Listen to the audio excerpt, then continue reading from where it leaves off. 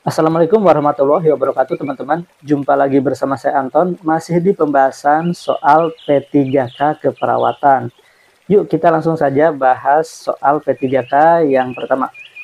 Seorang perempuan berusia 59 tahun dirawat di ICU dengan akut kidney injury. Hasil pengkajian suara napas ronhi di kedua lapang paru, edema ekstremitas grade 3, ASI tesnya positif, tekanan darah 110/60 mmHg, frekuensi nadi 96 kali per menit, dan frekuensi napas 28 kali per menit.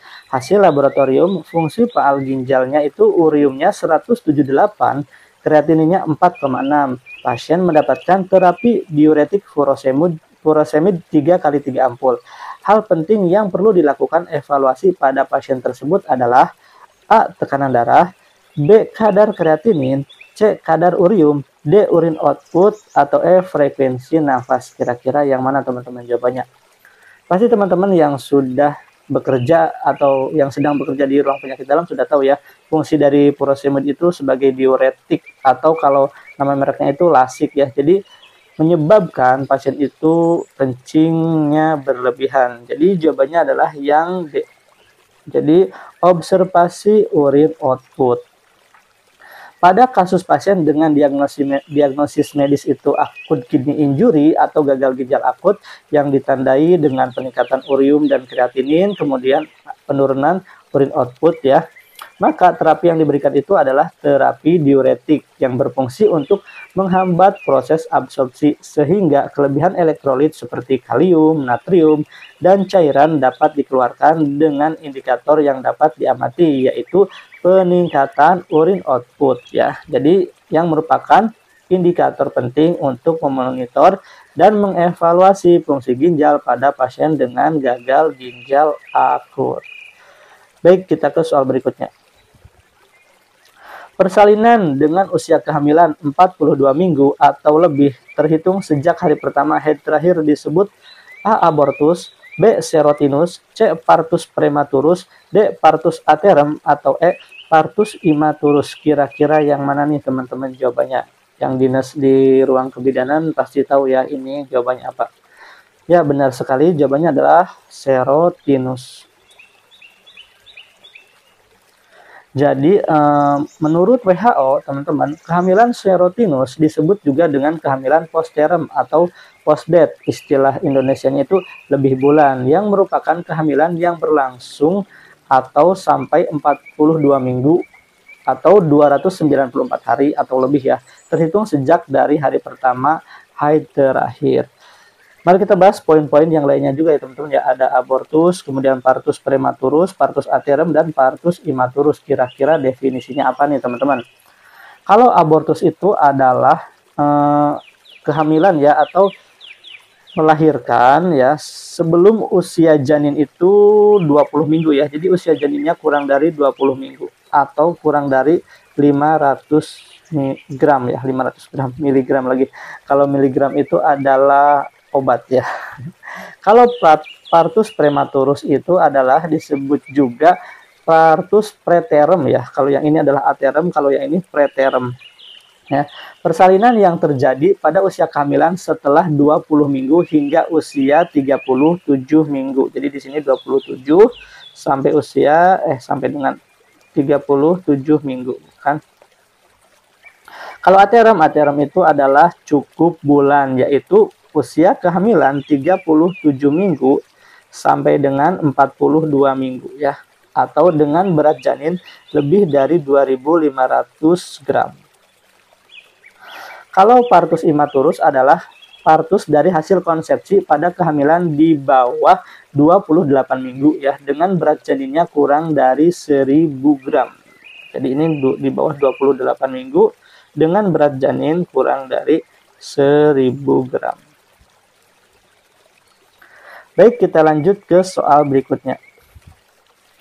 Perawat melakukan home visit pada seorang klien perempuan berusia 60 tahun dengan riwayat stroke 2 bulan yang lalu. Diketahui klien mempunyai riwayat hipertensi sejak 10 tahun yang lalu. Klien mengatakan mengalami kesulitan untuk melakukan aktivitas sehari-hari dan bergantung pada anaknya. Klien mengalami hemiplegi ekstremitas sinistra. Intervensi keperawatan prioritas pada kasus tersebut adalah A. Kontrol tekanan darah secara rutin setiap hari. B. Anjurkan klien diet rendah garam. C. Observasi efek samping obat antihipertensi. D. Latihan rum pasif pada ekstremitas sebelah kanan. Atau E. Latihan rum pasif pada ekstremitas sebelah kiri. Kira-kira yang mana teman-teman jawabannya? Pasti teman-teman sudah tahu ya. Yaitu yang E. Latihan rum pasif pada ekstremitas sebelah kiri. Kenapa bukan yang kontrol tekanan darah secara rutin setiap hari? Karena di datanya itu tidak ada tekanan darahnya ya, data objektifnya tidak ada tekanan darah.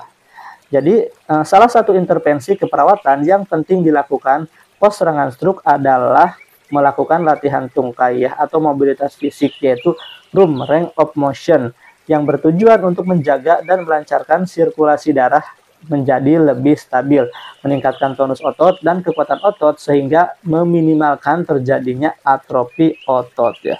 Kenapa bukan sebelah kanan teman-teman? Kan ada yang dia itu sebelah kanan sementara yang itu sebelah kiri. Kenapa? Ya karena di sini sinistra ya. Sinistra itu kiri, kalau kanan itu dextra. Baik, kita ke soal berikutnya. Oh ya, room itu ada dua ya, room pasif dan room aktif ya. Perbedaannya nanti dibahas di soal terakhir. Ada pertanyaan tentang room. Kemudian soal berikutnya, kepala ruang unit penyakit dalam akan memberikan pengarahan kepada para perawat pelaksana tentang pembagian tugas, peraturan, dan kebijakan rumah sakit yang mengalami pembaruan serta menjelaskan standar asuhan keperawatan atau SAK pasien yang mengalami penurunan kesadaran. Model komunikasi yang dilakukan oleh kepala ruang tersebut adalah A. Vertikal, B. Ke atas ya atau bottom up, C. Ke bawah up down, atau D. Horizontal, atau E. Diagonal. Kira-kira yang mana teman-teman jawabannya? Oke, di sini kepala ruangan unit ke perawat pelaksana ya atau atasan ke bawahan. Berarti ke bawah. Maka jawabannya adalah yang C.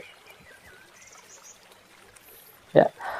Model komunikasi yang dilakukan pada kasus di sini adalah model komunikasi ke bawah. Model komunikasi ke bawah merupakan komunikasi yang mengalir dari satu tingkat dalam suatu kelompok atau organisasi ke suatu tingkat yang lebih bawah, seperti atasan memberikan kebijaksanaan kepada bawahannya. Baik, kita lanjut ke soal berikutnya. Seorang pasien berusia 37 tahun dirawat di rumah sakit karena pos kecelakaan lalu lintas seminggu yang lalu. Hasil pemeriksaan keadaan fisik atau hasil pemeriksaan fisik keadaan umumnya baik, kesadaran komposmentis, tekanan darah 120/60 mmHg, frekuensi nadi 88 kali per menit, frekuensi napas 21 kali per menit, dan suhu 36,8 derajat Celcius. Pasien mengalami kelemahan pada kedua kakinya dengan nilai kekuatan otot itu 2. Apakah tindakan keperawatan atau discharge planning yang tepat pada kasus tersebut? A. Latihan rum aktif, B. Latihan rum pasif, C. Penggunaan alat bantu, D. Pengawasan ketat dari keluarga, atau E. Keluarga membantu aktivitas daily living pasien dalam sehari-hari. Kira-kira yang mana teman-teman jawabannya? Jawabannya adalah yang B ya, latihan rum pasif ya. Jadi, dari data yang didapatkan, pasien mengalami cedera kepala dan terjadi kelemahan pada kedua kaki. Nilai kekuatan ototnya 2. Tindakan keperawatan saat discharge planning yang dapat diberikan yaitu latih rum pasif. Apa bedanya rum pasif sama rum aktif? Rum pasif itu dibantu oleh perawat atau dibantu oleh pendamping ya teman-teman.